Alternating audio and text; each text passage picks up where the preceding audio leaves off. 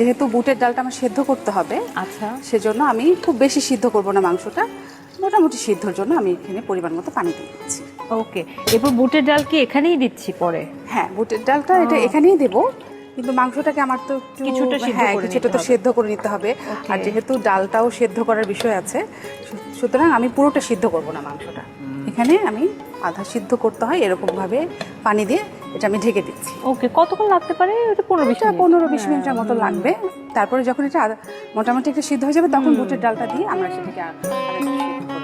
আচ্ছা আপু, মানে বুটের ডালের সঙ্গে গরুর মাংসের রেসিপিটা আপনি যেমনটি বললেন যেটি বগুড়ার রেসিপি, সেটা আমার জানা ছিল না। বাট আপনি কি কখনো দেখেছেন যে এই রেসিপিটি একটু অন্যভাবে কখনো কেউ তৈরি করেছে? আপনার কখনো এরকম কিছু এক্সপিরিয়েন্স হয়েছে কিনা? হ্যাঁ, এক্সপেরিয়েন্স হয়েছে। যেমন এখানে অনেক সময় আপনি চাইলে ঘি অ্যাড করতে পারেন, এক্ষেত্রে ফ্লেভারটা অন্যরকম একটা ফ্লেভার থাকবে। আচ্ছা হ্যাঁ, আচ্ছা। একটু টকটক করার জন্য লেবুর রসটা অ্যাড করতে পারেন। হ্যাঁ, হ্যাঁ, হ্যাঁ। হ্যাঁ,